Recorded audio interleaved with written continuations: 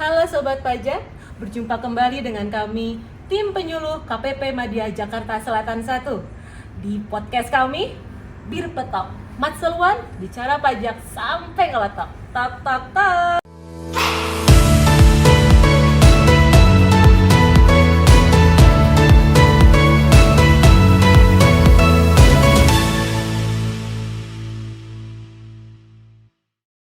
Kali ini kami akan membahas tentang pengembalian pendahuluan. Apa itu pengembalian pendahuluan? Tetap simak ya di podcast kami, Bir Pletok. Halo, selamat datang kawan pajak semua. Berjumpa kembali dengan kami penyuluh KPP Madya Jakarta Selatan 1 di podcast Bir Pletok. Bicara pajak sampai ngelotok. Tok tok tok.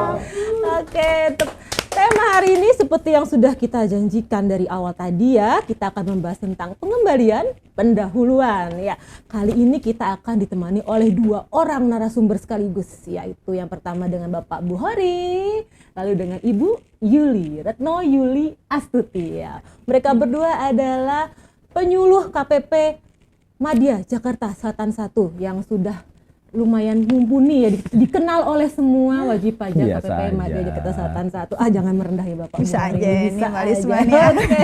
Kita langsung ya bahas ke temanya ini yang sangat penting menurut saya ya. Karena nggak semua orang paham nih Pak Buhori atau Mbak Yuli tentang pengembalian pendahuluan. Mungkin kita bisa mengawali dengan apa sih pengertian dari pengembalian pendahuluan itu sendiri? Dari Mas Buhori mungkin ya. Oke, silakan Pak Buhori.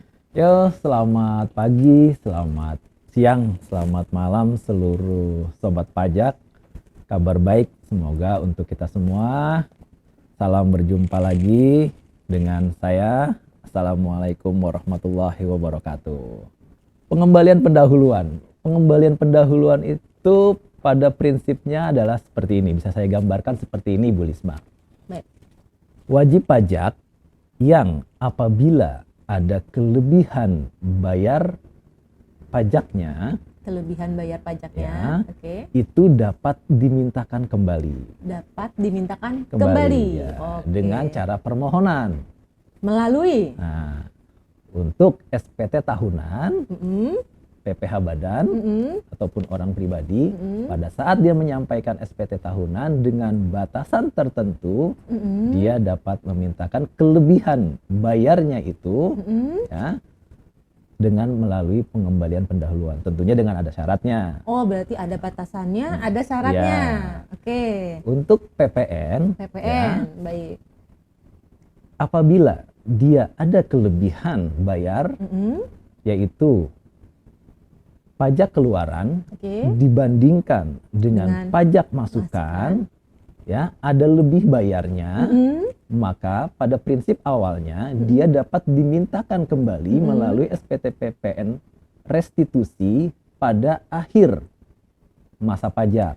Akhir masa pajak Ya. restitusi. Iya, misalkan akhir tahun pajak.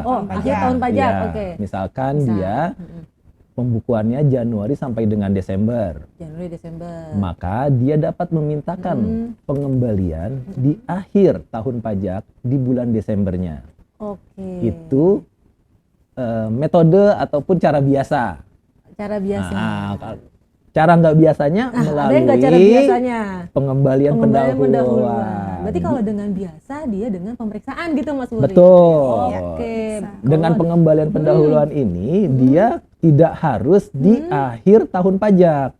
Tidak harus. Tidak harus. Bisa ada setiap syaratnya? masa pajak, betul, dengan syaratnya. Semua ada syaratnya ya kalau Iya. gini ya. Ada syarat Ada syarat. berlaku. Oke. Betul, itu prinsipnya Bu Lisma. Prinsip dasarnya seperti itu. Iya. Itu siapa aja Pak? Atau Mas nih ya. Saya panggil Mas aja ya, lebih friendly gitu ya. Siapa saja yang bisa memanfaatkan pengembalian pendahuluan ini? Oke. Gitu. Untuk wajib pajak ya yang dapat mengajukan pengembalian pendahuluan itu pertama untuk orang pribadi yang nilai pengembalian restitusi SPT PPh badannya, PPOP-nya berarti ya. OP-nya, PPh OP-nya itu tidak lebih dari 100 juta ya. 100 juta, betul. iya. 100 100 juta. juta. Berarti kalau di atas itu dia harus pengembalian melalui pemeriksaan. Dengan biasa. Betul. Biasa. Dan Bukan dengan jalan luar biasa ya. Jangka waktunya pun berbeda ya. Oke. Itu untuk orang pribadi. Orang pribadi, baik. Kalau untuk PPh Badan, pada saat disampaikan SPT tahunannya menyatakan lebih bayarnya itu tidak lebih dari 1 miliar. 1 miliar batasannya. Batasannya. Batasnya. Oke. Nah, sedangkan untuk SPT PPN, apabila SPT masa PPN-nya itu jumlah lebih bayarnya tidak lebih dari 5 miliar. Lebih besar ya, 5 miliar Ya, ini ya. betul. 5 miliar. 5 miliar. Sekali lagi dengan syarat dan ketentuan berlaku. Syarat Syarat dan ketentuan berlakunya ini ya. Ya. Ini saya penasaran nih, syarat dan ketentuan berlaku yang tadi diucapkan ini loh. Nah, mungkin Mbak Yuli bisa jelasin nih, maksudnya apa nih syarat dan ketentuan berlaku? Nah, ini dia. Ini. Semuanya ada syarat dan ketentuan ketentuan berlaku, berlaku, tanda iya, bintangnya betul, gitu tanda kan. bintang, Nah, betul. jadi gini, tadi kan sudah dijelaskan batasan-batasannya nih oleh Mas Bukhori ya. Mas Bukhari. Jadi yang dijelaskan sama Mas Bukhori adalah wajib pajak yang memiliki persyaratan tertentu, yaitu batasannya adalah demikian tadi. Jika dia orang pribadi SPT tahunan, batasannya adalah nilai lebih bayarnya di SPT tahunan paling banyak adalah 100 juta. Paling banyak. Paling banyak 100 juta. Oke. Untuk badan 1 miliar 1 paling miliar banyak, paling dan PPN adalah 5 5 miliar.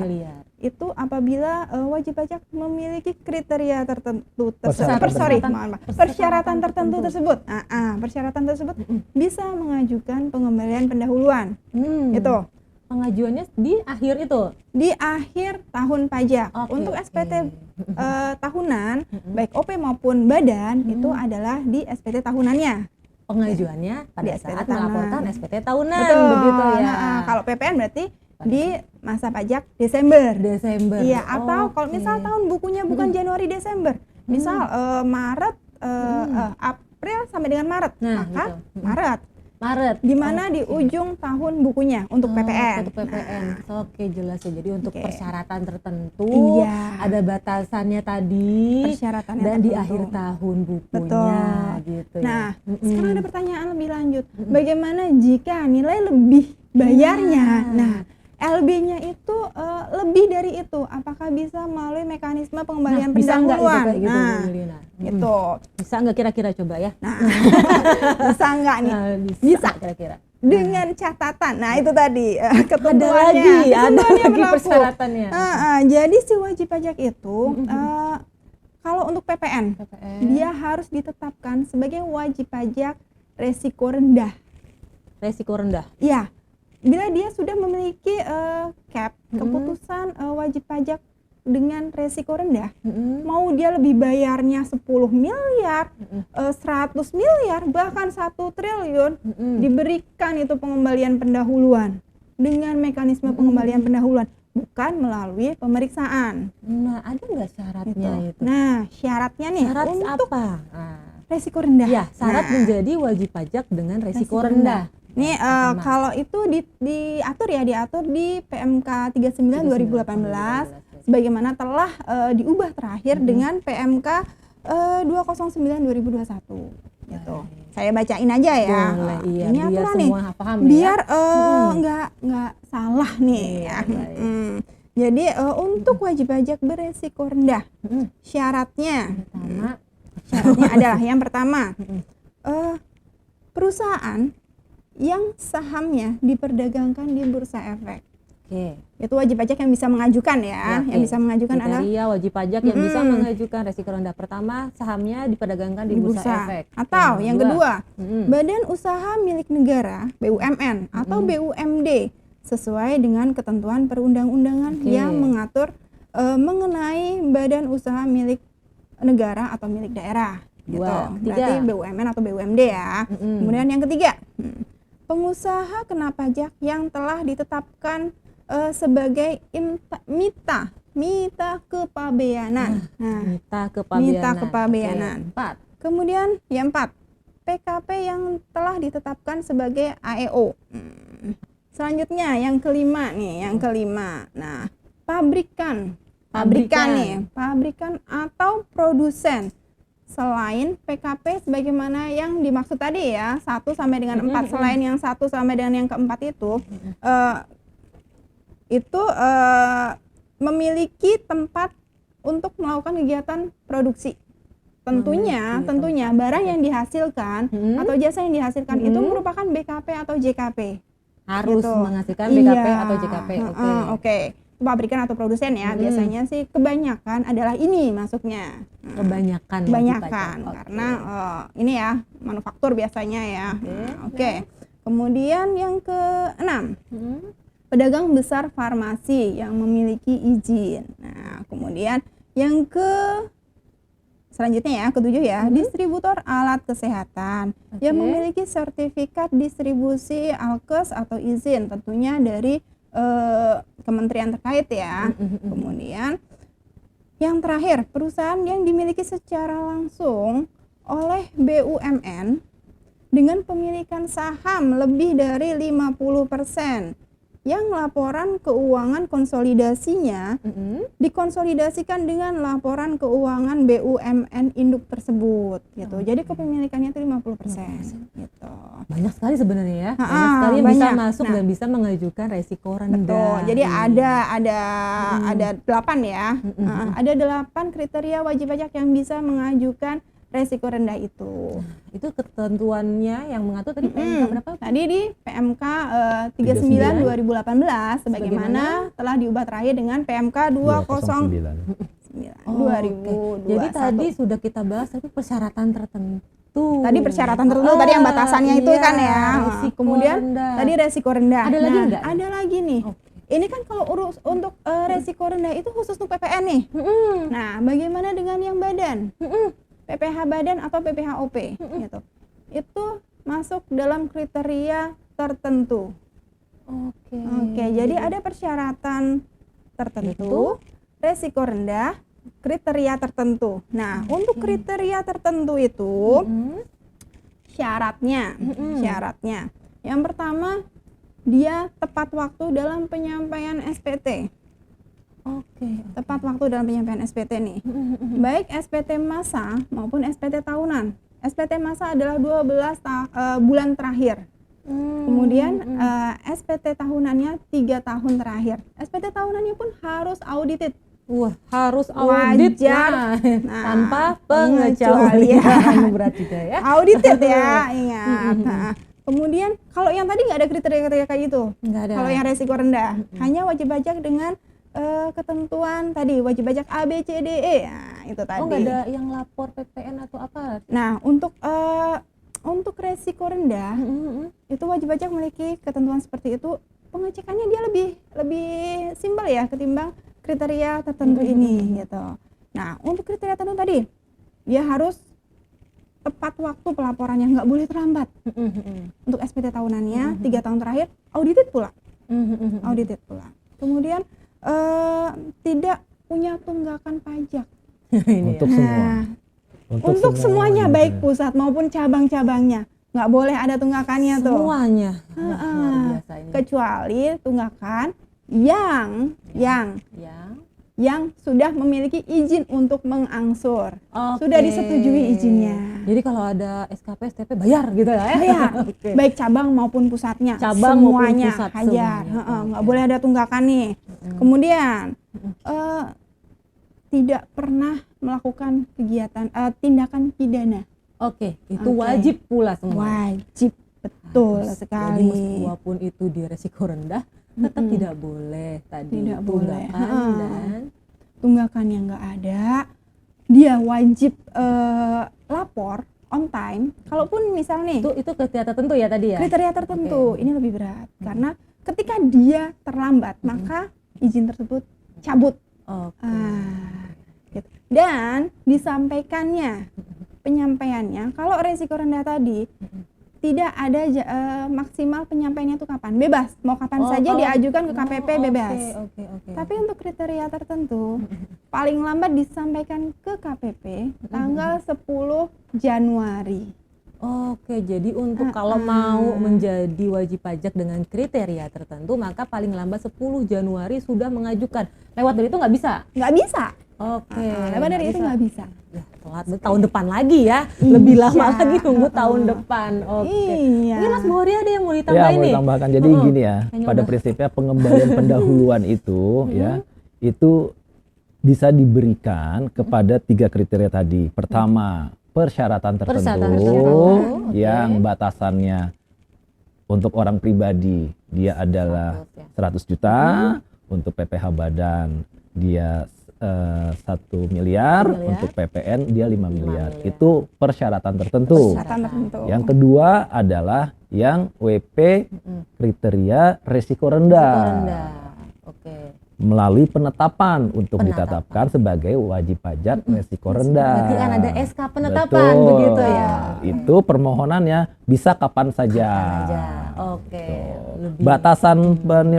Batasan restitusinya, pengembalian pendahuluannya itu tidak ada batasan. Terserah berapa Ya. saja. Bisa sudah ditetapkan Betul. berdasarkan tadi Asal- PMK tadi ya, Betul. PMK 39 itu. Nah, yang ketiga adalah wajib pajak dengan kriteria tertentu.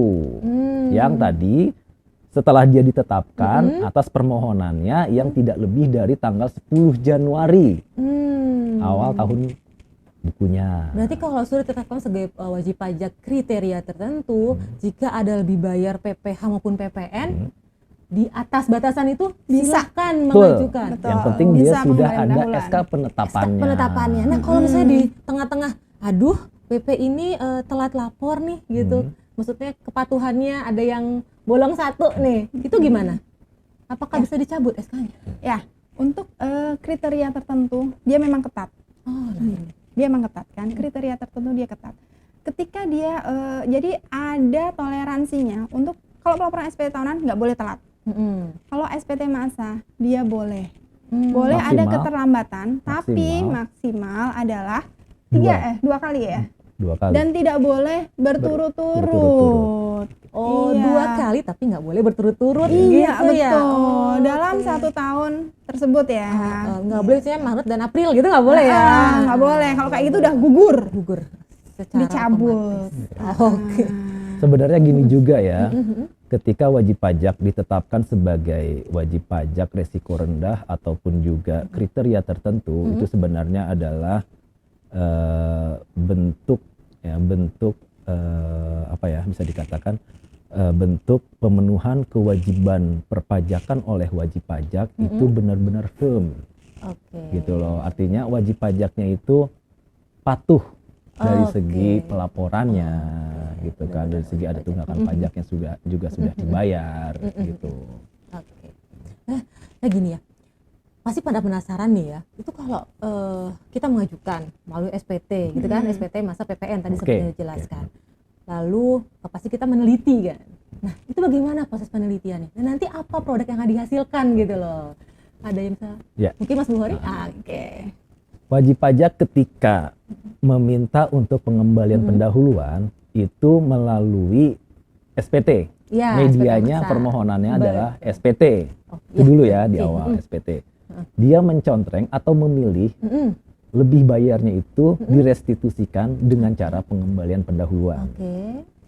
Nah, setelah nanti wajib pajak menyampaikan SPT-nya, itu diteliti oleh Oleh petugas ya. petugas pajak lah ya. Ya, petugas diteliti. Itu di dalam SPT, di dalam SPT PPN-nya itu harus ada baik dia persyaratan tertentu, kriteria tertentu ataupun resiko rendah.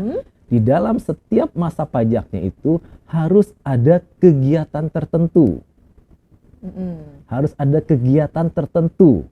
Apa itu? Ya, harus ada ekspornya atau penyerahan kepada pemungut atau penyerahan dibebaskan atau tidak dipungut. Kalau Gitu. tidak ada itu, Kalau tidak ada itu, walaupun dia sudah ditetapkan sebagai kriteria tertentu, dia sudah ditetapkan sebagai wajib pajak risiko rendah, ataupun memenuhi persyaratan tertentu dengan nilai jumlahnya yang dibatas, seperti yang tadi di bawah 5 miliar untuk PPN, PPh badan di bawah 1 miliar. Kalau PPh badan tidak. Untuk PPN, kita bicara untuk PPN-nya, maka dia tidak dapat mengajukan pengembalian pendahuluan. Oke, tidak dapat mengajukan Iya. dengan pendahuluan. Jadi di dalam penyerahan PPN-nya itu ya untuk wajib pajak kriteria tertentu, saya ulangi ya, untuk wajib pajak kriteria tertentu, persyaratan tertentu dan wajib pajak resiko rendah untuk PPN-nya di dalam setiap penyerahannya itu untuk masa pajak yang dimintakan pengembalian pendahuluan itu harus ada penyerahan dengan penyerahan tertentu. Kegiatan tertentu Penyerahan tadi. tertentu itu tadi yang saya katakan. Ekspor, pemungut, Penyerahan kepada dan pemungut, tidak dipungut tadi. kita tidak dipungut atau tidak dibebaskan. Tambahan lagi nih Mbak Lisma, ini kan tadi udah dijelaskan ya. Nah, ketika ada kegiatan-kegiatan tersebut, tadi di awal dijelaskan bahwa diajukannya di akhir tahun pajak ya. Nah, kalau ada kegiatan tersebut bisa di setiap masa pajaknya. Jadi kalau nggak ada, Kalau nggak ada nggak bisa. nggak Nanti bisa di akhir. nanti di akhir. Oh, Ketika ada kegiatan tadi ekspor kepada penyerahan kepada pemungut atau dibebaskan atau tidak dipungut, itu bisa di setiap masa pajak di mana ada kegiatan Oke. tersebut. Jadi kalau tidak ada kegiatan tertentu tadi, maka kita balik ke aturan awal tadi, gitu ya, diajukan Iya. di akhir. Di akhir. Oke, balik ke aturan biasa tadi ya, Pak ya, balik ke aturan Iya. biasa tadi di akhir. Oke. Lalu penelitiannya itu berdasarkan apa atau bagaimana gitu? Oke, sebenarnya untuk penelitian kami berbeda dengan pemeriksaan ya, prosedur biasa dengan pemeriksaan. Jika pemeriksaan itu sih fungsional pemeriksaan pasti akan melakukan menganalisis ya dari semua dan menganalisis bukti-bukti yang ada. Kalau kami untuk prosedur pengembalian pendahuluan, kami melakukannya adalah hanya melakukan penelitian kantor aja. Oke. Oke, penelitian kantor. Di mana yang kami teliti adalah antara kalau PPN, pajak masukannya atau setoran yang disetor sendiri oleh si wajib pajak itu confirm tidak. Apakah si lawan transaksi sudah melaporkannya atau tidak? Oke, confirm dan sudah dilaporkan oleh lawan transaksi. Iya. Jika sudah dilaporkan maka akan kami kembalikan. Tapi jika tidak dilaporkan oleh si lawan transaksi atau NTPN-nya tidak confirm nih, NTPN-nya salah, maka akan dikoreksi. Oh, berarti nanti bisa jadi yang dikembalikan tidak sesuai dengan yang di SPT. Betul sekali. Produknya berupa SKP PKP.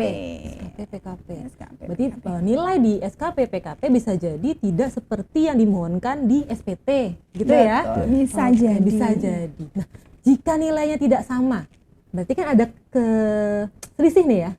Selisih itu kan karena tadi belum firm atau belum dilaporkan oleh lawan transaksi. Gitu.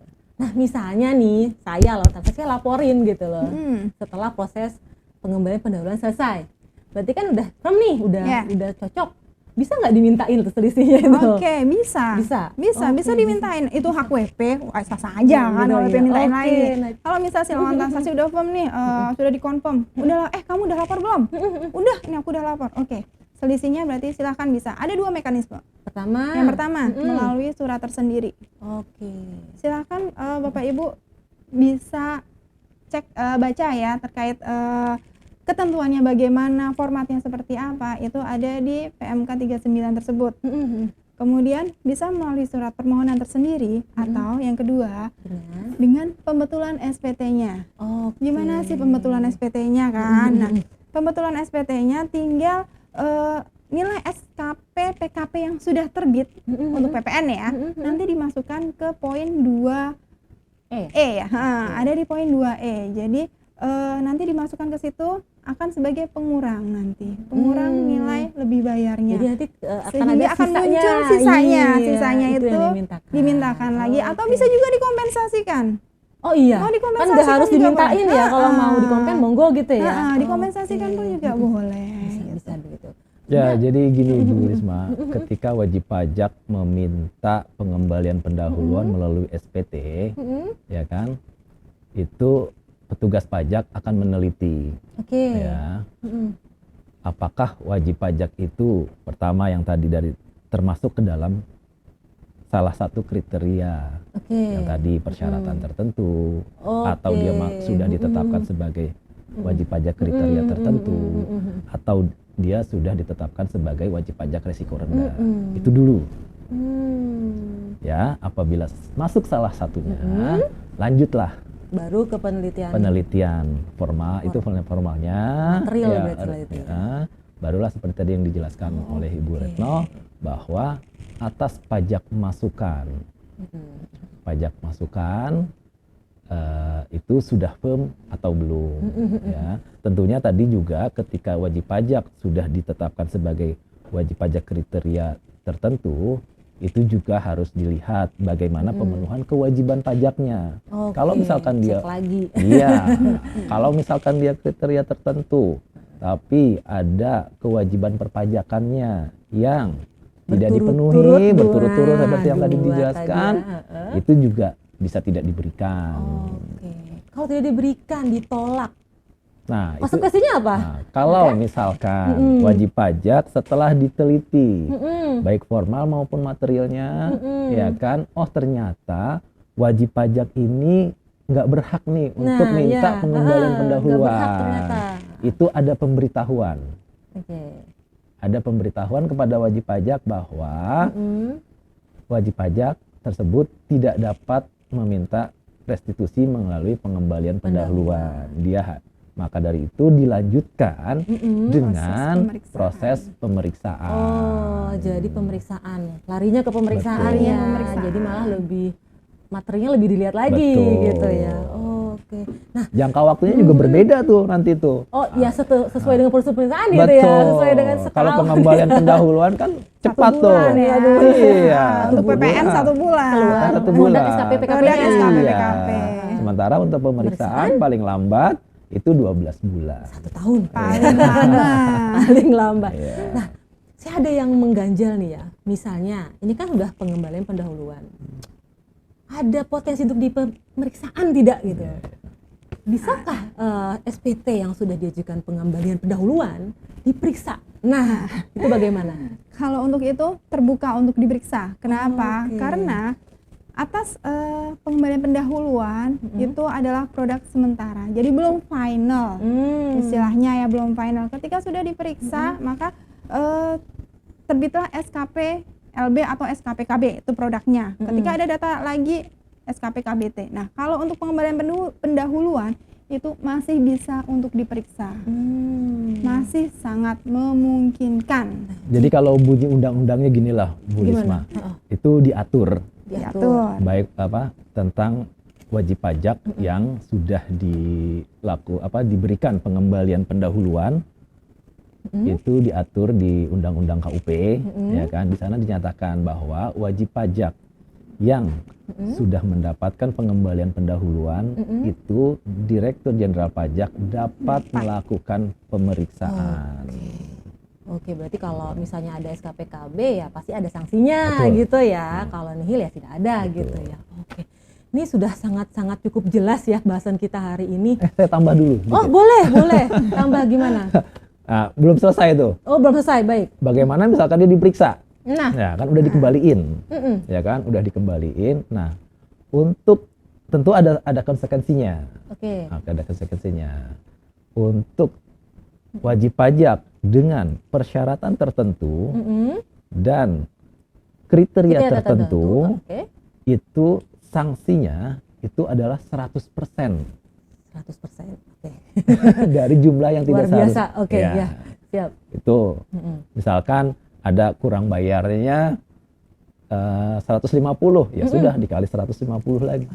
Ditambah 150 lagi maksudnya. Oke, siap. Itu. Nah, sedangkan untuk wajib pajak dengan kriteria wajib pajak resiko rendah, ya, pengusaha kena pajak resiko rendah, itu sanksinya adalah pasal 13 ayat 2 Undang-Undang KUP. Hanya besarannya suku bunga acuan yang setiap bulan dikeluarkan oleh Menteri Keuangan maksimal 24 bulan.